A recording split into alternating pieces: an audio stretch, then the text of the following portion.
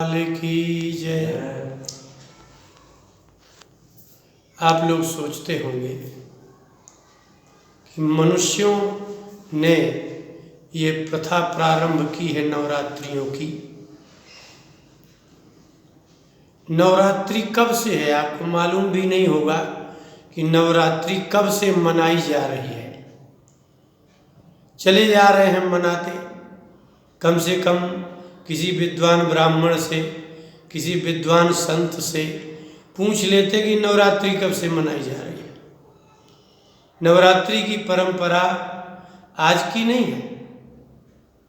श्रीमद् देवी भागवत के तृतीय स्कंद के 30वें अध्याय में व्यास जी ने जन्मेजय से कहा, सुग्रीव को राज्य देने के बाद जब लक्ष्मण जी के साथ भगवान राम प्रवर्षण पर्वत में चातुर्मास बिताने के लिए थे, चातुर्मास बिता रहे थे। ये नवरात्रि भगवान राम जी के पहले से चल रही है, आज की नहीं चल रही है। किसी मनुष्य के द्वारा प्रारंभ की हुई नवरात्रि प्रथा नहीं है। ये कोई प्रथा नहीं है, ये उपासना है। प्रथाएं चलती हैं जो मनुष्य चलाता है, जो धर्म चलता है, धर्म की क्रिया चलती है। ये किसी मनुष्य के द्वारा चलाई गई नहीं होती क्रिया। इसलिए भागवत के 6वें स्कंद में अजामिल के उपाख्यान में यमराज ने दूतों से कहा, धर्मम तु साक्षात भगवत प्रणीतम। धर्म का निर्माण किसी मनुष्य का नहीं है, न किसी ऋषि का है, न किसी देवताओं का भी बनाया नहीं है। साक्षात भगवत प्रणीतम, भगवान ने धर्म और उपासना की विधि बनाई है। भगवान जब से हैं तब से वो विधि है, जो प्रथा होती है, जो रीति चलती है, कुल रीति, देश रीति, परिवार रीति, सामाजिक रीति, ये सब मनुष्य अपनी व्यवस्था के अनुसार बनाते हैं। धर्म तो जब से सृष्टि हुई और जब तक प्रलय नहीं हो जाता तब तक वह सतयुग में भी, त्रेता में भी, द्वापर में भी, कलयुग में भी सर्वदा ही कल्याणकारी ही होता है। युग बदलेंगे, कर्म का फल नहीं बदल सकता। दुष्कर्म का फल कभी सत्कर्म जैसा प्राप्त होगा क्या? क्या सत्कर्म का फल कभी दुष्कर्म जैसा फल को देगा? धर्म कहते ही उसे हैं जो सनातन होता है, भगवान के साथ ही है। इसलिए भगवत प्रणीतम साक्षात धर्म, धर्म का निर्माण भगवान ने किया है। इसलिए वो सदा ही सत्कर्म का फल सुख और दुष्कर्म का फल दुख प्राप्त सतयुग त्रेता में भी होता था और अभी भी होता है। किष्किंधा में राज्य समर्पित करके सुग्रीव को दे करके और हनुमान जी को वहाँ सचिव मंत्री रूप में प्रतिष्ठित करके लक्ष्मण जी और राम जी पर्वत में बैठ गए। चातुर्मास में तो सीता जी की खोज हो नहीं सकती, नदियों का प्रवाह विशाल हो जाता है। एक दिन नारद जी आए भगवान राम के पास। फिर से सुनिए, ये श्रीमद् देवी भागवत में तृतीय स्कंद के 30वें अध्याय में एक कथा लिखी है। भगवान राम से नारद जी ने कहा कि आप निश्चिंत रहें, सीता जी को आप कुछ दुखी अधिक जान करके दुखी मत होइए। देवराज इंद्र खीर पिला करके आए हैं ब्रह्मा जी की आज्ञा से। अब आपके पास तो विद्या थी कि न आपको भूख लगनी थी, न प्यास लगनी थी कि विश्वामित्र जी दे चुके थे। लेकिन सीता जी को ब्रह्मा जी की आज्ञा से भगवान इंद्र पायस पिला के आए हैं। उनको भी भूख प्यास नहीं लगेगी। सबसे बड़ा दुख संसार में भूख प्यास का होता है। सीता जी झुक जाती रावण के आगे यदि उनको भूख और प्यास पानी न दिया जाता शायद, लेकिन देवताओं ने सहायता करके उनको भूख प्यास से मुक्त कर दिया है। फिर भी उपायम कथयाम्यद्य 18वां श्लोक, तृतीय स्कंद के 30वें अध्याय का 18वां श्लोक। नारद जी ने कहा, हे दशरथ नंदन, उपायम कथयाम्यद्य, मैं आपको एक उपाय बताता हूं।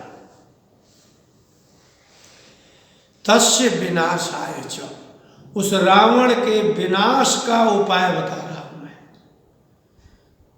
नारद जी ने आकर के भगवान राम से कहा कि आप को एक ऐसा उपाय बता रहा हूं, चातुर्मास में आप बैठे बैठे क्या करेंगे आप वर्षा में, इसलिए नवरात्र व्रतोपवासम कुरुस्व, आप नवरात्रि का व्रतोपवास करिए, भगवत्या प्रपूजनम, और भगवती दुर्गा का पूजन करिए। बैठे बैठे क्या करेंगे? उपायम, ये बहुत बढ़िया उपाय है।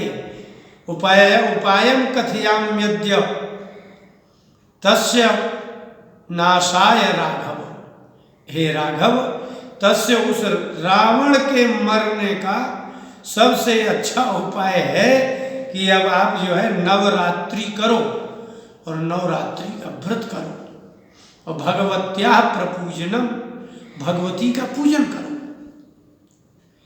भगवान श्री कृष्ण जब स्यमंतक मणि के चोरी लगाने पर सत्राजित ने चोरी लगाई तो वे जामवंत जी से युद्ध करते रहे, 28 दिन तक युद्ध करते रहे। द्वारकावासियों ने देखा कि द्वारकाधीश आ ही नहीं रहे। द्वारकावासियों ने भागवत के 10वें स्कंद में स्यमंतकोपाख्यान में भगवान कृष्ण की कुशलता के लिए सारे द्वारकावासियों ने दुर्गा का पूजन किया और उपवास किया। तो ये कोई प्रथा नहीं है। नवरात्रि का उपवास और भगवती का पूजन अनादिकाल से चला आ रहा है। भगवान श्री कृष्ण ने योग माया को आदेश दिया था कि देवकी के 7वें गर्भ को लेकर के नंद बाबा के यहाँ रोहिणी देवी के गर्भ में रख दो, तुमको कुमुदा, चंडिका, दुर्गा, वैष्णवी, इन नामों से लोग पूजा करेंगे। तो आज से 5000 वर्ष पहले तो था ही भगवती का पूजन, लेकिन ये नवरात्रि तो भगवान राम के समय से प्रारंभ है और भगवान राम जी का काल त्रेता युग का अंतिम काल है।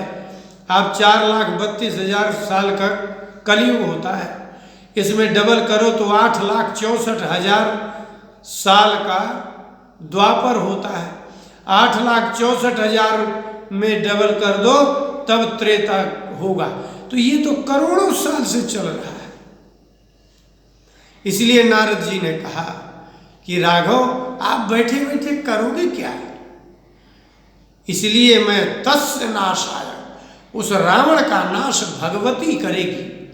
इसलिए उसके लिए श्रद्धावानाश्विने सांप्रतम, श्रद्धावानाश्विने मासी सांप्रतम, इस समय आश्विन महीना चल रहा है, नवरात्रि प्रारंभ होने वाली है। इसलिए बड़ी श्रद्धा के साथ आप भगवती दुर्गा की नवरात्रि आने वाली है, उस नवरात्रि का पूजन आरंभ करो। और ऐसे नहीं, सर्वम विधि विधानतः, आप पूरे विधि विधान से पूजन करो। अब वन में निवास करते हुए भगवान राम लक्ष्मण के साथ क्या विधि करने वाले थे, क्या विधि थी?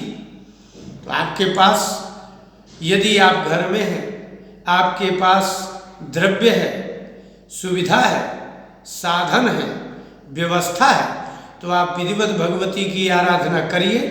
फल लाइए, फूल लाइए, माला लाइए, वस्त्र लाइए, ब्राह्मण बुलाइए, पाठ कराइए, भोजन कराइए, जप भी कराइए, होम भी करवाइए, हवन भी करवाइए।